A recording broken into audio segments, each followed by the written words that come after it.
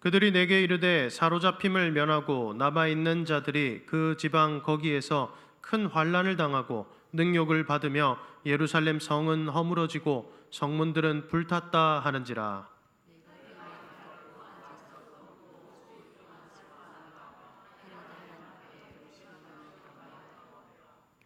이르되 하늘의 하나님 여호와 크고 두려우신 하나님이여, 주를 사랑하고 주의 계명을 지키는 자에게 언약을 지키시며 긍휼을 베푸시는 주여 간구하나이다.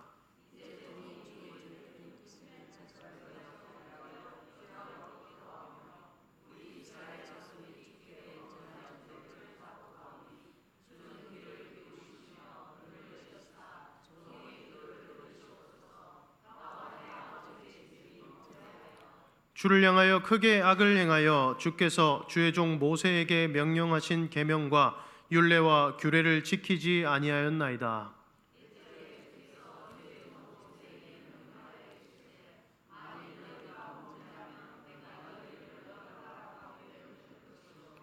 만일 내게로 돌아와 내 계명을 지켜 행하면 너희 쫓긴 자가 하늘 끝에 있을지라도 내가 거기서부터 그들을 모아 내 이름을 두려고 택한 곳에 돌아오게 하리라 하신 말씀을 이제 청하건대 기억하옵소서.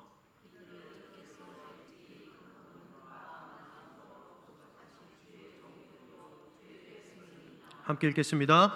주여 구하오니 귀를 기울이사 종의 기도와 주의 이름을 경외하기를 기뻐하는 종들의 기도를 들으시고 오늘 종이 형통하여 이 사람들 앞에서 은혜를 입게 하옵소서 하였나니 그때 내가 왕의 술관원이 되었느니라. 아멘. 오늘은 하나님의 마음을 품는 자라는 제목의 말씀으로 함께 하나님의 말씀을 듣기를 원합니다.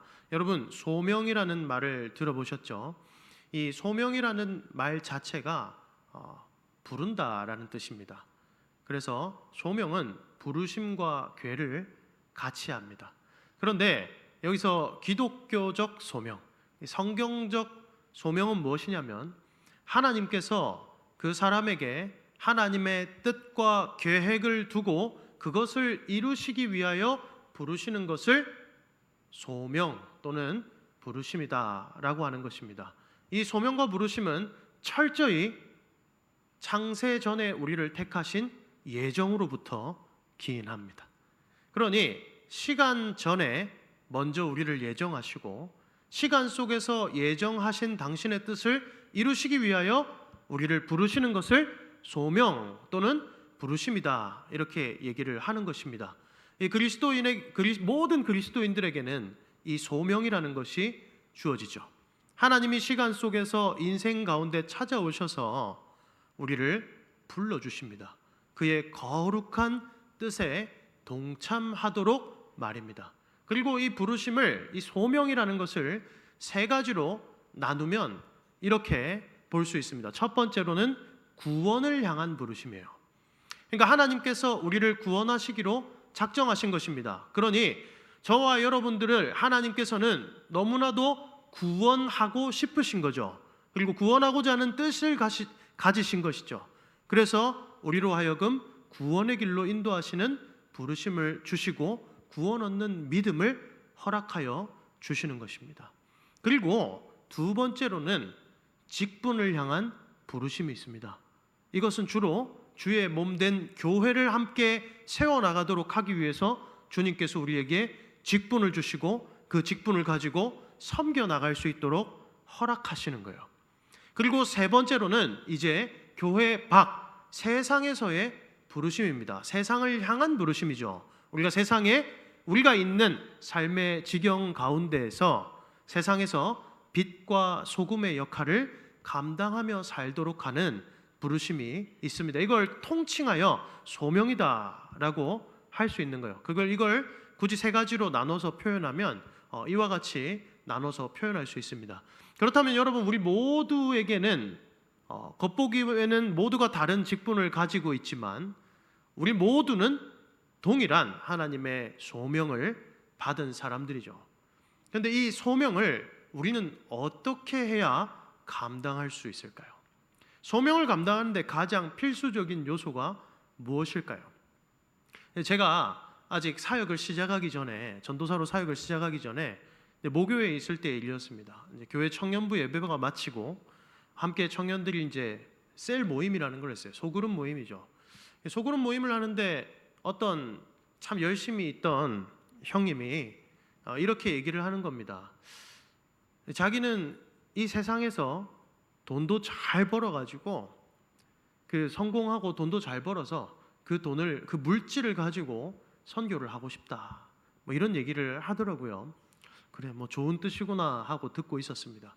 그러면서 조금 더 나가서 이 선배가 뭐라고 이야기를 하냐면, 너무 그리스도인들이 그냥 미련하게 맨몸으로 나가가지고 선교를 하거나 이런 것들을 감당하는 게 좀 탁월하지 않아 보이고 좀 답답해 보이더래요. 미련해 보이더라는 것입니다. 그런 얘기를 하면서 자기는 누가 봐도 탁월하고 지혜롭게 이 세상에서 성공해서 내가 그러한 것들을 가지고 선교를 하고 주님의 일을 감당하겠다, 이런 얘기를 하더군요.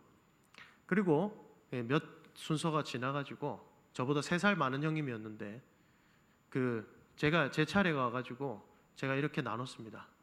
저는 그냥 맨몸으로 나가서 주님을 전하겠습니다. 이렇게 얘기했던 기억이 있어요. 그냥 웃으면서 한 얘기였는데 그 선배는 그렇게 탁월한 것들을 가지고 하나님을 섬기겠다고 했던 그 선배는 지금 예수를 믿지 않습니다. 교회를 떠났습니다. 어디서 이제 집사 직분을 받고 그렇게 열심히 교회에서 섬겨야 할 것 같은데, 어느새 그 나눔이 지난 후로부터 얼마 되지 않아서 세상의 성공을 열심히 쫓다가 믿음을 저버리더군요. 여러분, 우리가 세상에서 성공하지 말라는 것이 아닙니다. 여러분, 세상에서 성공하는 것도 중요합니다. 그러나 세상적으로 바라봤을 때 성공하지 못했다고 해서 부르심을 감당할 수 없는 것은 아닙니다. 여러분, 소명을 감당하는 데 가장 중요한 것은 나의 세상적 지위나 물질이 아니라는 거예요.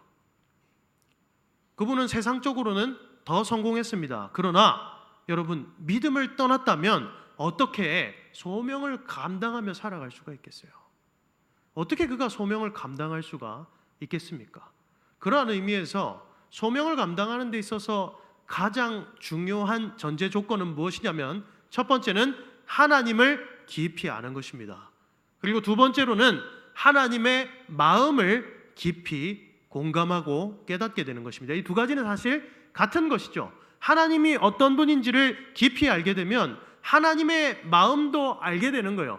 그리고 그 하나님의 마음은 나로 하여금, 나는 연약하고 부족하나 이 직분을 향한 부르심, 그리고 구원을 향한 부르심, 세상을 향한 부르심을 온전히 감당할 수 있도록 능력을 주신다는 것을 믿으시기 바랍니다. 그러니 우리가 날마다 하나님을 알기에 더 힘써야 되는 거예요. 하나님이 나에게 어떠한 마음을 가지시는지, 우리가 말씀과 기도하는 이 경건의 생활을 통하여, 또 성도의 교제를 통하여 하나님은 우리로 하여금 하나님이 어떤 마음을 가지고 계시고 하나님이 어떤 분이신지를 끊임없이 계시하신단 말입니다. 그 은혜의 계시를 받은 사람들이 그 은혜의 계시를 힘입어 하나님을 믿는 믿음으로 부르심을, 소명을 감당하며 살아가는 것입니다. 그러니 우리의 탁월함이, 우리가 준비되는 것, 우리가 겉모양이 준비되는 것이 중요하나, 그것을 위해 어느 정도의 노력이 필요하나, 그것보다 훨씬 더 중요한 가치는 우리가 어떠한 모습이고 상황에 있던지 간에 오직 하나님을 더 깊이 알기에 힘쓰는 것입니다. 오직 하나님을 더 믿고자 하는 것, 이것이 부르심, 소명을 감당하는 성도의 삶의 자세인 거예요. 가장 중요한 자세인 것입니다. 그리고 이렇게 부르심을 잘 감당하는 사람의 모습을 보여줬던 구약에 대단한 인물이 하나 있습니다. 그게 누구냐면 모세입니다. 여러분, 모세는 하나님께서 떨기나무 가운데 불로 임하셔서 모세를 부르시죠. 모세를 부르실 때 누가 보아도 모세는 이제 무언가를 행할 만한, 부르심을 감당할 만한 나이적 상황도 안 되는 것 같고요. 그가 80세에 부르심을 받았으니까요. 그가 젊을 때 애굽 사람을 주먹으로 쳐서 때려 눕힐 힘이 있을 때 하나님은 모세를 통해서 이스라엘 백성들을 건져내셔야 할 것만 같습니다. 그게 인간적 탁월함이지요. 그러나 하나님께서는 모세가 힘이 다 빠지고 난 뒤에 모세를 부르세요. 그리고 모세는 내가 이걸 감당할 만한 능력도 없고 바로 왕에게 가가지고 이걸 하나님의 말씀을 담대히 대언할 만한 언변의 은사도 없습니다. 나는 아무것도 없습니다. 내가 무슨 힘이 있어서 그런 일을 행할 수 있겠습니까?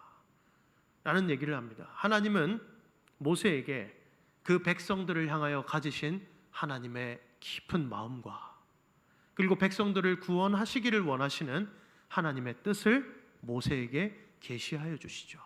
그리고 그 계시를 통하여 설득함을 받은 모세가 그 부르심을 출애굽기와 모세 오경에 이르는 그 성경들 가운데 내내 그 부르심을 감당하게 되는데요. 여러분, 모세가 실수할 때도 많습니다. 그렇죠? 모세가 넘어질 때도 많습니다. 모세가 이스라엘 백성들의 이 죄를 참지 못하고 화낼 때도 있었습니다. 중보자로서의 역할을 온전히 감당하지 못할 때도 있었습니다. 그러나 성경은 하나님은 그를 향하여 평하기를 모세보다 온유한 자가 없다 그래요. 모세보다 온유한 자가 없더라라고 평가합니다.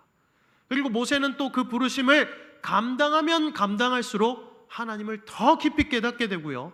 더 나아가 하나님이 얼마나 이스라엘을 사랑하시는지를 알게 돼요. 그러나 여러분, 모세가 시간이 지날수록 어떻게 변하냐면 이스라엘과 하나님 사이를 더 중보하고자 하는 기도를 드리는 모습을 보여줍니다. 하나님, 이 백성을 긍휼히 여겨 주십시오. 그리고 백성들에 대해서는 하나님께 대하여는 긍휼을 구하고 백성들에 대하여는 너희가 하나님을 사랑해야 된다, 하나님을 붙들어야 된다 라며 그 중보자로서의 부르심을 평생 동안, 그는 연약하였으나 그가 죄가 없는 것은 아니었으나 평생 동안 온전히 남은 평생 동안 감당하는 모습을 보여줍니다. 여러분, 우리가 이것을 통해서 알 수 있는 것이 무엇입니까?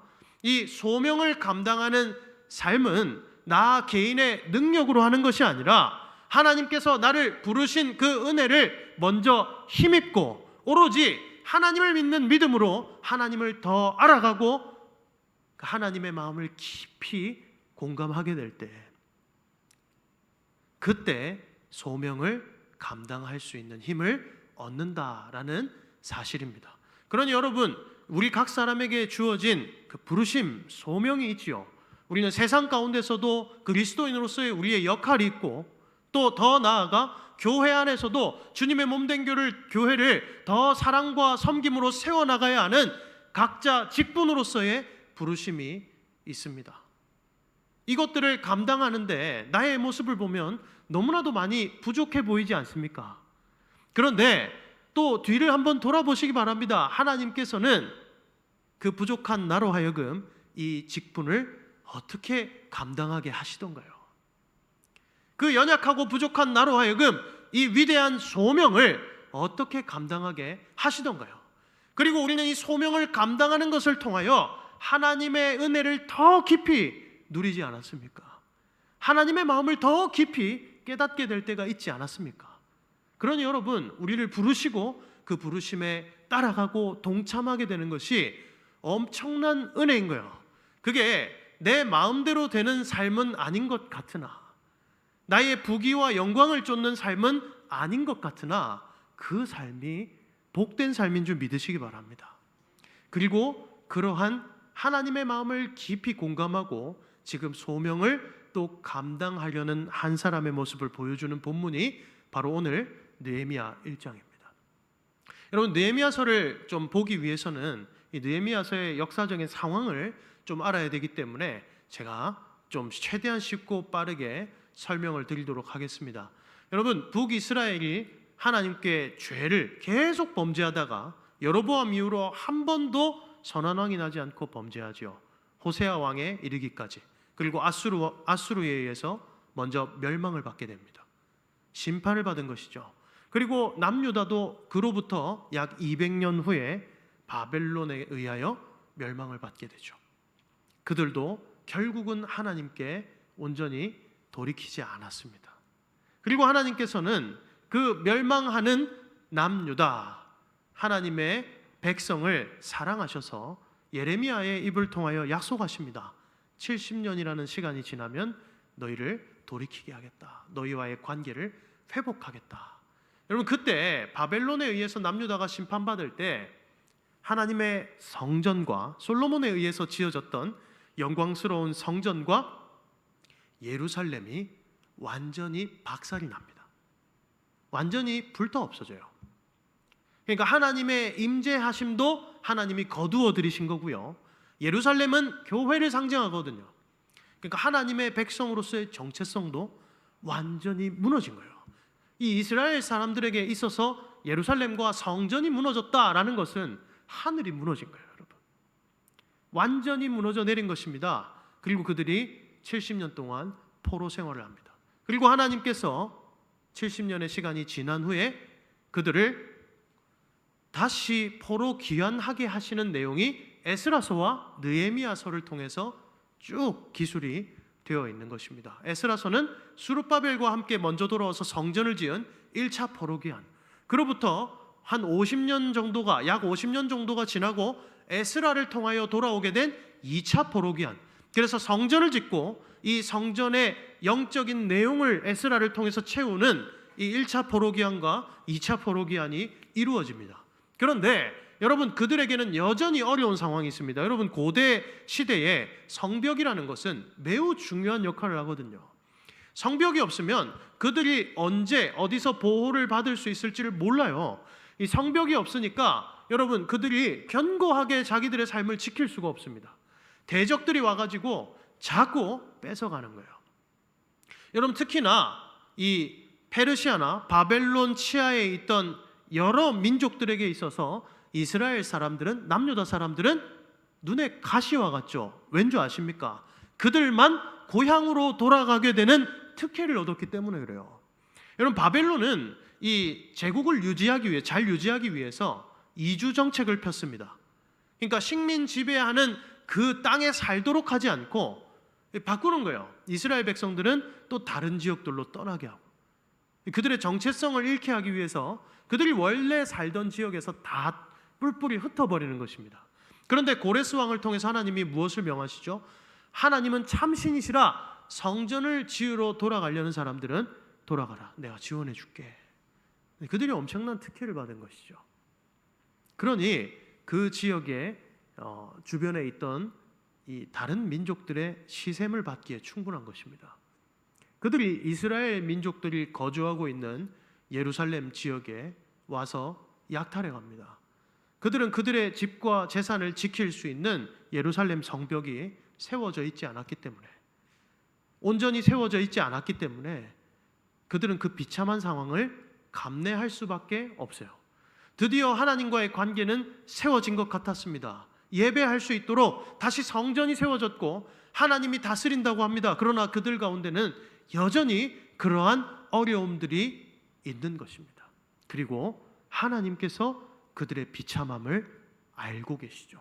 그리고 그들의 비참함을 하나님께서 회복시키시고 견고하게 세워주시려는 마음을 가지고 계시는 거예요.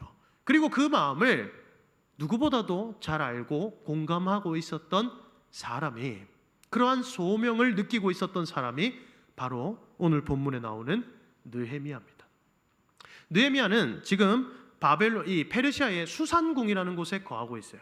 여러분, 수산궁은 이 페르시아의 황제가 겨울철에 거하는 또 다른 수도 같은 곳이었습니다. 또 별장이 있는 곳이기도 했습니다. 왕궁을 여러 군데 놔두고 이렇게 옮겨 다니면서 자기 좋을 대로 이 때에 따라서 좋은 곳에 거하는 그러한 이 모습을 페르시아 왕이 보여줬었는데요. 이 수산궁에 거했다라는 것은 수산궁에 거하고 있는 페르시아 왕과 함께하고 있었다라는 것입니다. 그는 유대인이었지만 지금 페르시아 사람들에게, 또 왕에게 꽤 신임을 이미 받고 있었던 사람이었던 것 같습니다. 그가 포로로서의 생활을 하는 와중에도 이 페르시아 속에서 세상 가운데에서 소명을 가지고 사는 사람이었다는 것을 단적으로 보여주는 내용이에요. 그는 페르시아 가운데서 살아가면서 자신은 하나님의 백성이다라는 이 정체성을 놓지 않고 살았습니다. 그가 기도하는 것을 보면, 이후에 1장 말미에 기도하는 것을 보면 그 자신이 주의 백성이라는 사실을 확실히 기억하고 있어요. 그가 언약 백성이라는 사실을 너무나도 확실히 기억하고 있습니다. 포로 생활을 한 지 몇 세대가 지난 세대였음에도 불구하고 말입니다. 그리고 그는 예루살렘의 상황을 계속해서 물었던 것으로 보입니다. 그의 친척인 하나니가 와가지고 예루살렘의 상황을 알려주죠. 예루살렘의 상황은 이렇습니다. 성벽이 불타 없어지고 성문이 없기 때문에 그들 자신을 보호할 수 없는 비참한 상태입니다. 우리 형제 자매들이 이렇게 살고 있습니다. 근데 느헤미야가 왜 예루살렘의 상황을 물어봤을까요, 여러분? 그가 하나님의 성전이 있는 약속의 땅 예루살렘으로 돌아가고 싶었던 거예요. 그가 그러한 기회를 엿보고 있었던 것입니다. 그는 언약의 땅을 사랑했고, 언약의 땅을 사랑했다라는 것은 그가 언약의 땅에서 그들을 다스릴 하나님을 사랑했다라는 것을 우리는 알 수 있습니다. 느헤미야는 소명을 가지고 살아가고 있는 사람이었습니다. 그리고 그러한 예루살렘에서의 자신의 형제 자매들이 어려운 일들을 겪는 걸 보며 그가 어떤 반응을 보이냐면요, 우리 4절 한번 읽어보겠습니다. 4절입니다. 1장 4절 읽겠습니다. 시작. 내가 이 말을 듣고 앉아서 울고 수일 동안 슬퍼하며 하늘의 하나님 앞에 금식하며 기도하여. 아멘. 그가 그 말을 듣고 너무 슬퍼하는 거예요. 예루살렘에 있는 주의 형제 자매들, 교회가 세상 가운데서 환난과 핍박을 당하는 것을 보며 그가 너무나도 아파하고 슬퍼하죠. 이 마음이 여러분 어디로부터 왔겠습니까? 하나님이 자신의 백성들을 두고 가지는 마음이잖아요. 그 마음을 느헤미야가 깊이 공감하고 있는 것입니다. 왜요? 그는 하나님을 아는 자였습니다. 하나님이 자기 백성을 얼마나 사랑하시는지를 그는 알고 있었던 거예요. 그리고 그 말을 듣고 너무 슬퍼서 마치 그 환난과 핍박이 자기 것이냐, 자기가 금식하며 자신을 뜯으며 아파하며 하나님께 간구하는 모습을 보여줍니다. 그리고 간구하는 내용이 5절부터 10절까지 쭉 이어지는데요, 이 간구하는 기도의 내용을 좀 종합해 보면 이렇습니다. 하나님은 약속을 기억하시는 하나님이십니다. 하나님께서는 우리가 죄짓지 않고 언약을 끝까지 믿으면 우리를 구원하시는 분이고, 하나님께 돌아오기만 한다면, 우리가 죄 짓더라도 하나님께 돌아오기만 한다면 우리를 받아주시기로 약속하신 하나님이십니다. 그런데 나와 내 아버지의 집이 하나님께 죄를 지었으므로 우리가 심판을 받았었습니다. 하나님 다시 하나님의 언약을 붙듭니다. 여러분, 이 기도의 내용을 보면요, 철저히 성경을, 즉 하나님의 말씀을 의거해서 그가 기도하고 있어요. 그가 나라를 잃은 상황에서도, 페르시아의 포로로서 살아가면서도, 자기 고향에 돌아가지도 못하는 비참한 삶을 살아가면서도 그가 하나님의 백성으로서의 정체성을 철저히 가지고 유지하며 살았다는 것을 너무나도 잘 보여줍니다. 그가 무엇을 알았던 것이냐면, 하나님이 자신을 구원받은 하나님의 백성으로 부르셨고, 그리고 이 세상 가운데서 하나님의 백성으로서 살아갈 수 있도록 부르셨고, 그는 이 교회를, 주의 몸된 교회를 회복하고자 하는 마음으로 예루살렘 성벽을 다시 쌓고자 하는 귀한 부르심으로 자신을 부르셨다라는 것을 그는 알고 있었습니다. 소명을 확실하게 알고 있는 사람이었죠. 그래서 하나님의 말씀에 의거하여 그가 계속해서 기도하는 거예요. 구원의 하나님, 우리를 붙들어 주십시오. 금식하며 아파하며 기도합니다. 교회의 아픔은 곧 그의 아픔이었습니다. 왜 그렇습니까? 하나님이 교회가 고통을 당하고 아파하는 것을 하나님이 너무나도 아파하시기 때문에 그래요. 여러분, 애굽에서 모세를 통하여 이스라엘 백성들을 출애굽시킬 때에 그 출애굽기 초반에 어떻게 나옵니까? 이스라엘 백성들이 고통 중에 부르짖는 것이 여호와께 상달되었다. 하나님께서 들으셨다라는 거예요. 그래서 모세를 부르셔서 하나님이 애굽으로 보내시고 그 출애굽하게 하시죠. 이스라엘 백성들을 출애굽하게 하시는 것입니다. 마찬가지입니다. 지금 성전을 세우고 하나님을 바라보고 있지만 세상 가운데서 고통을 받는 하나님의 백성들을 위하여 하나님께서는 느헤미야를 통하여 이 교회를 더 견고히 세우고자 하는 하나님의 뜻과 계획을 가지고 계셨고, 그러한 뜻과 계획을 가지고 느헤미야를 부르셨습니다. 느헤미야에게 그러한 소명이 있었기 때문에 느헤미야는 빨리 어떻게든 예루살렘으로 가서, 자신이 예루살렘으로 돌아갈 만한 상황이 되진 않으나 예루살렘으로 가서 주의 몸된 교회를 온전히 더 견고하게 세우고 싶다라는 주님의 마음과 비전을 품게 된 것입니다. 그리고서는 11절에 기도 끝에 한 가지를 구합니다. 우리 11절 함께 읽어보도록 하겠습니다. 시작. 주여 구하오니 귀를 기울이사 종의 기도와 주의 이름을 경외하기를 기뻐하는 종들의 기도를 들으시고 오늘 종이 형통하여 이 사람들 앞에서 은혜를 입게 하옵소서 하였나니 그때에 내가 왕의 술관원이 되었느니라. 아멘.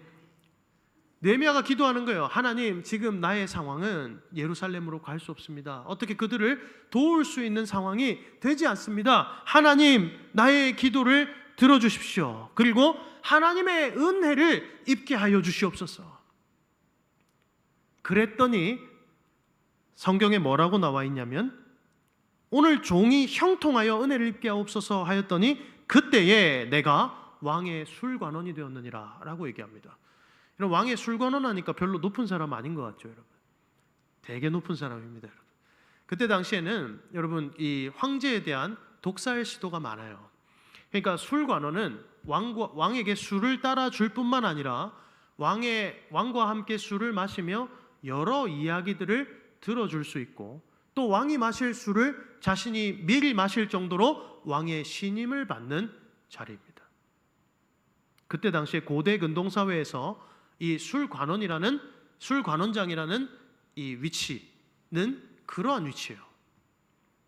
하나님께서 기도하는 느헤미야의 기도를 들으시고 은혜를 주셔서 형통케 하셔서 어떻게 하시냐면 섭리 가운데서 왕의 술관원이 되게 하세요.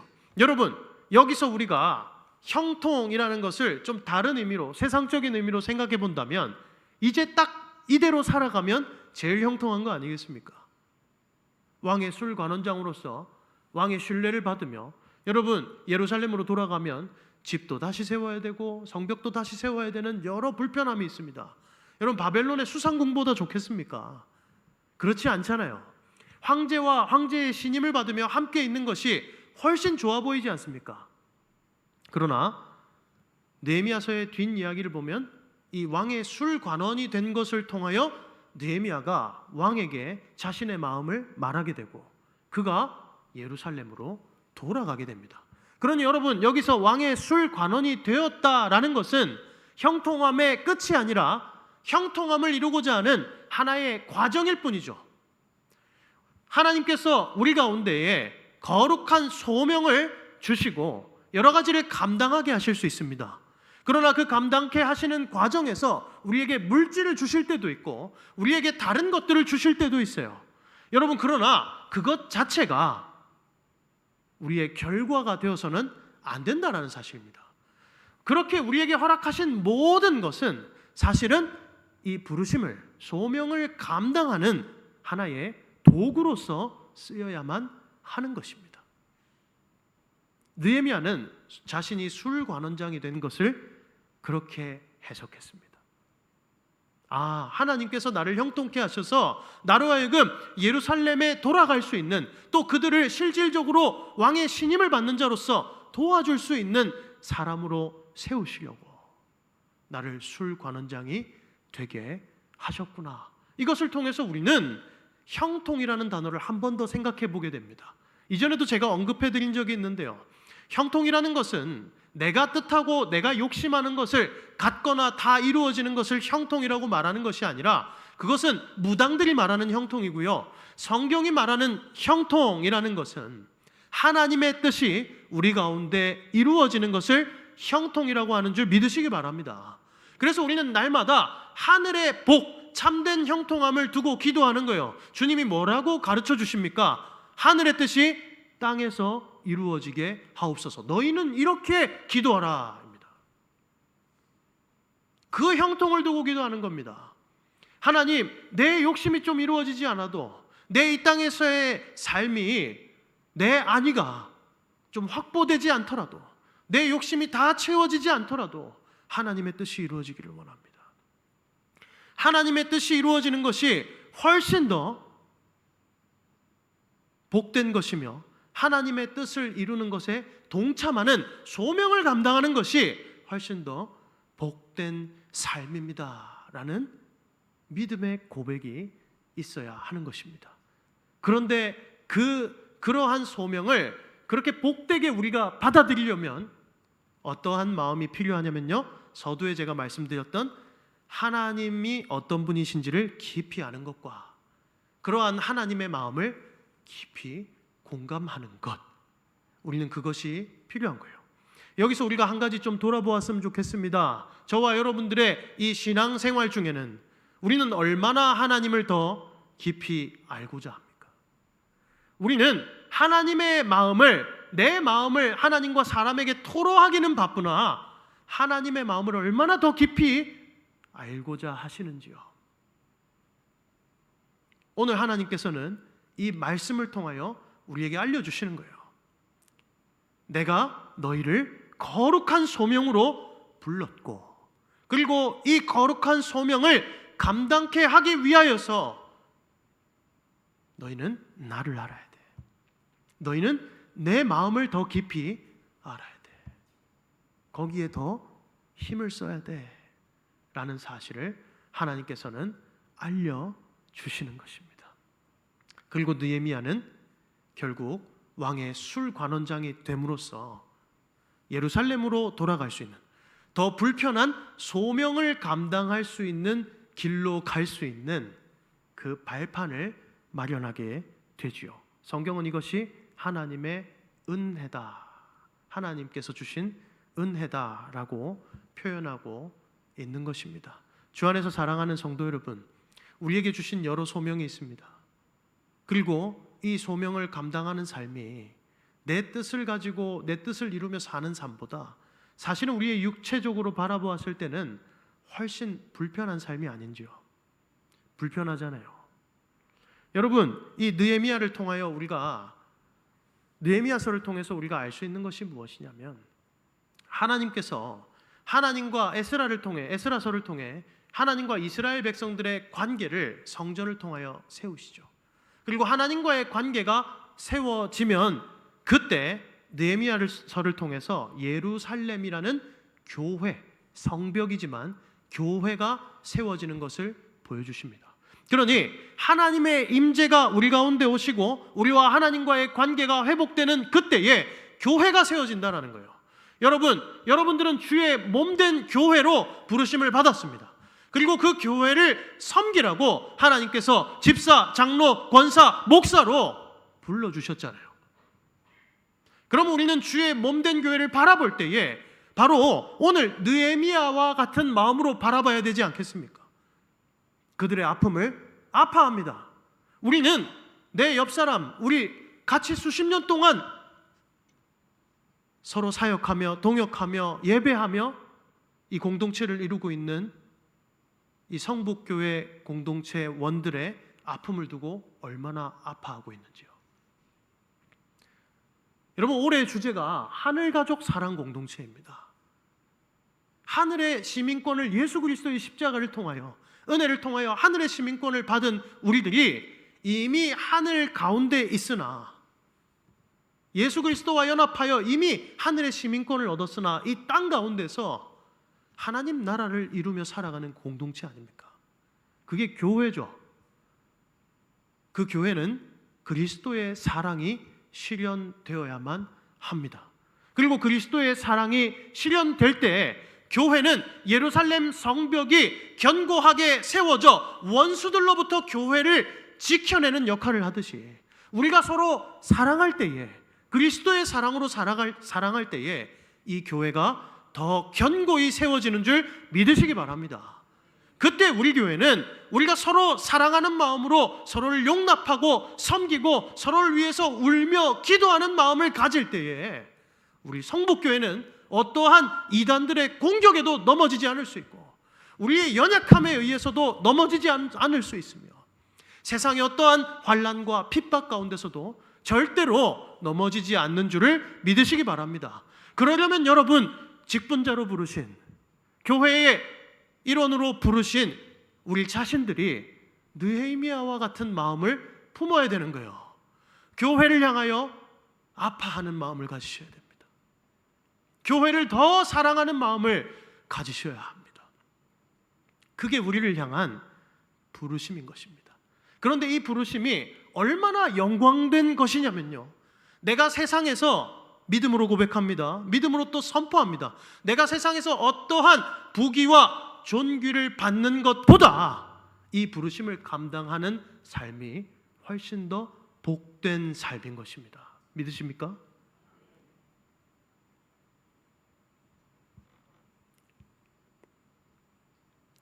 제가 얼마 전에 어떤 목사님과 좀 개인적으로 상담을 했습니다.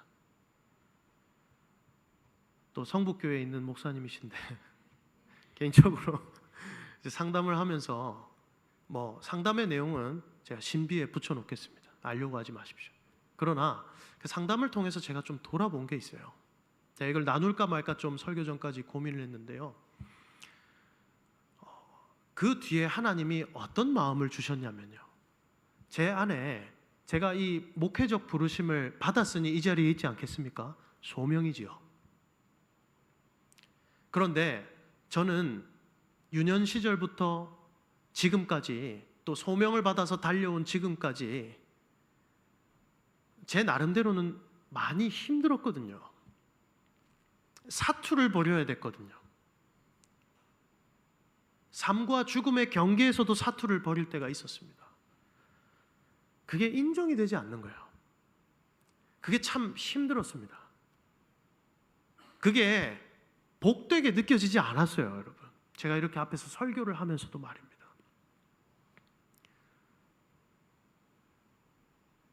그게 복이라는 것을 알면서도 또 한편으로는 저의 인간적인 자아가 그 지나온 하나님의 부르심과 그 인도하심의 은혜를 온전히 인정하지 못하는 제 모습이 있었던 것입니다.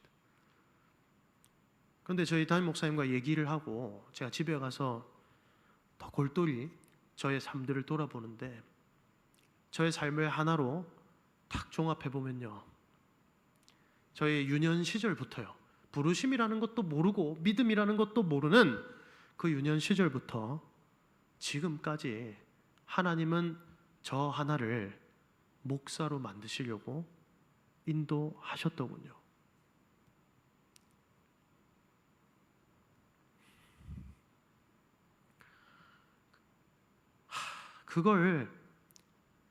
그게 참 아프다고만 생각했는데 그게 형통한 거였구나.